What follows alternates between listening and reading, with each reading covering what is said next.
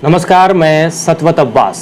Corona के बढ़ते संक्रमण के बाद अब जो देश भर से तस्वीरें निकलकर सामने आ रही हैं वो विचलित करने वाली हैं, लेकिन इसकी जगह सरकार जो व्यवस्था ठीक कराती है उसकी जगह बंगाल में चुनाव प्रचार हो रहा है और जमकर चुनाव प्रचार में भीड़ें भी इकट्ठा की जा रही हैं। वहां पर कोरोना का कोई संक्रमण नहीं है।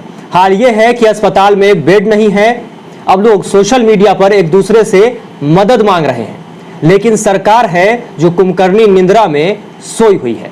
एक ऐसी ही तस्वीर मध्य प्रदेश से आई है जो विचलित करने वाली है। इस तस्वीर को जरा आप भी देखिए।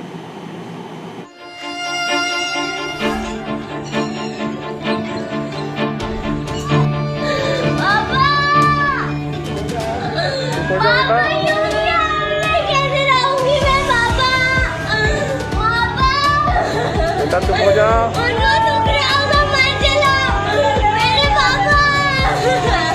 चुप हो जाओ।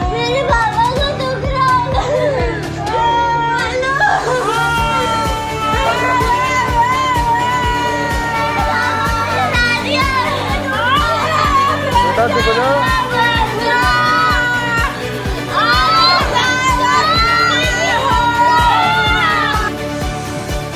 सभी को जय महाकाल करता हूँ। साथियों, आप देख सकते हैं कि मेरे पीछे एक नगर पालिका का सब वाहन खड़ा हुआ है और यहाँ पर ये कोरोना पेशेंट था। इसके परिवार में बहुत सारे लोग हैं, लेकिन देख सकते हैं कि सगे संबंधी भी यहाँ पर काम नहीं आ रहे और यहाँ पर लाश को जलाने के लिए भी कोई मौजूद नहीं है। इसके दो छोटे छोटे बच्चे हैं और पत्नी यहाँ पर आई है। अधिकारियों ने बुलाया है यहाँ पर क्योंकि उनको मालूम नहीं है कि किस प्रकार से चीता जलाते हैं करते। तो आज यहाँ पर आया हूँ, लेकिन देख सकते हैं कि कोई भी नहीं है यहाँ पर और छोटे छोटे दो बच्चे और उनकी माँ है यहाँ पर। मेरा निवेदन है कि इस कोरोना बीमारी से बचने के लिए घर से ना निकले और मास्क पहने और अपना ध्यान रखें। सगे संबंधी भी आपके काम नहीं आएंगे, ना ही डॉक्टर आएगा, ना ही पैसा आएगा, ना ही कोई सरकार आपके काम आ सकती है। आपको आपकी सुरक्षा खुद ही करना है। तो तस्वीरें देखी आपने कि किस तरह से एक परिवार शमशान घाट में चीख रहा है, चिल्ला रहा है। ऐसे ही हाल अभी देश भर का है। देश में हर जगह हड़कंप मचा है। लोग चीख पुकार कर रहे हैं, एक दूसरे से मदद मांग रहे हैं, लेकिन व्यवस्था के नाम पर अब तक कुछ भी नहीं है और सरकार हाथ पर हाथ धरे बैठी है। गलती सरकार की नहीं है, गलती अंधभक्तों की भी नहीं है, गलती आम जनता की है। अंधभक्त तो अपनी जगह फिक्स हैं, जहां वो थे वही हैं। वो कह रहे हैं कि महंगाई कितनी भी बढ़ जाए, देश का हाल कितना भी बुरा हो जाए, पेट्रोल 200 रुपए लीटर खरीदना पड़े तो खरीदेंगे, लेकिन वोट वही देंगे जहां देते आए हैं। तो स्थिति उनकी फिक्स है। उनसे बदहाल स्थिति और उनसे बेकार स्थिति आम जनता की है और उससे भी बेकार स्थिति में अब आम जनता है, क्योंकि जनता अपने अधिकार को नहीं समझ रही है।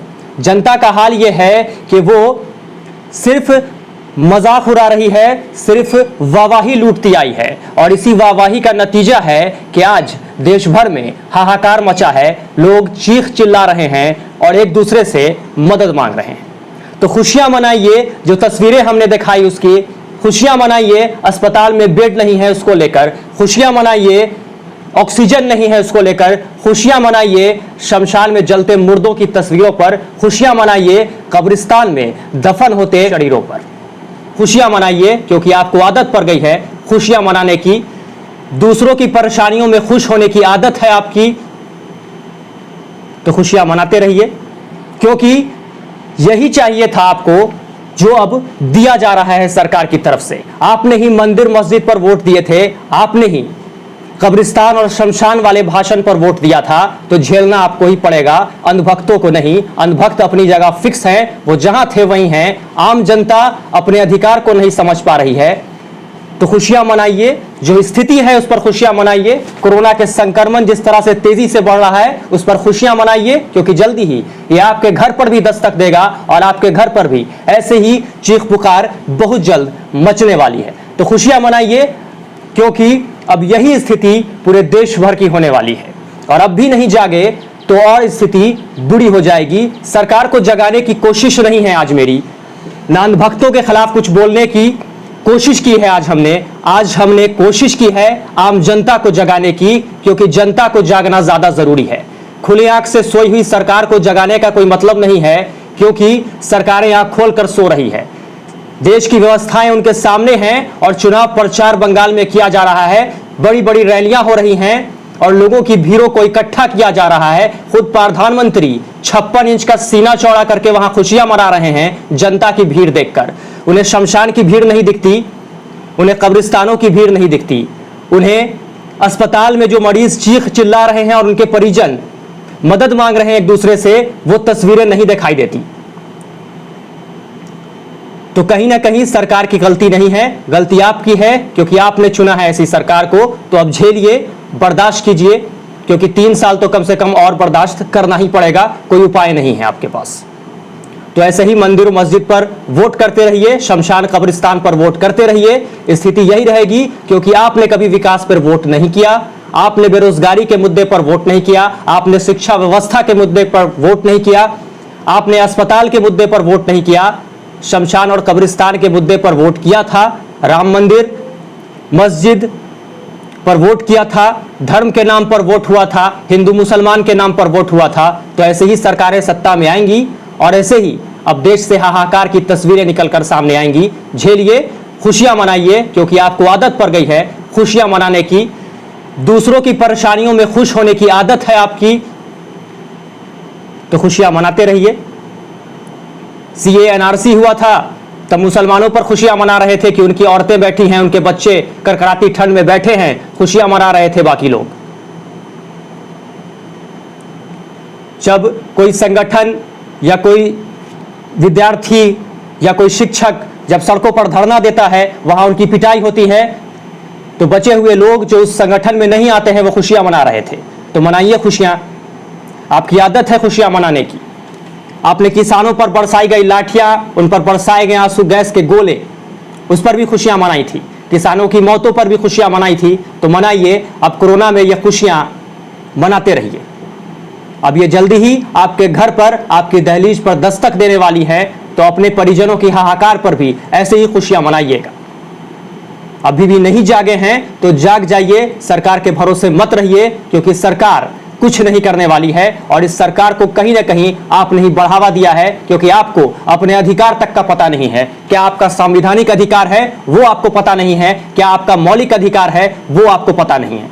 आप खुद संगठनों में बटे हैं, आपने सरकार को मजबूर किया है धर्म के नाम पर वोट करने पर, क्योंकि आपने कभी विकास पर सवाल नहीं किया, आपने कभी अस्पताल की बदहाल व्यवस्था पर सवाल नहीं किया, आपने कभी शिक्षा को लेकर सवाल नहीं किया, आपने धर्म को लेकर सवाल किया है। सरकार को आपने मजबूर किया है धार्मिक मुद्दा बनाने का, तो सरकार वही कर रही है।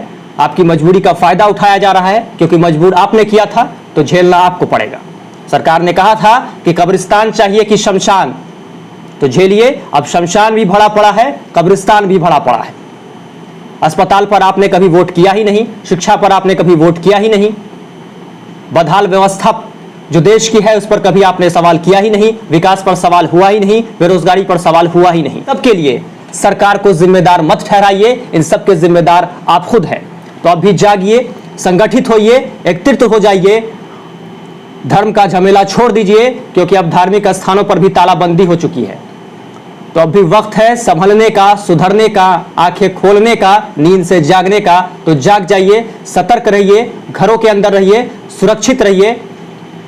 और एक वीडियो के साथ हम आपको छोड़ते जा रहे हैं, तो ये वीडियो देखिए। आदत है आपकी मजा लेने की, खुशियां मनाने की, तालियां बजाइए, थालियां बजाइए, दिया जलाइए और घर के अंदर खुशहाली से रहिए, क्योंकि आप इसी के आदी हो चुके हैं।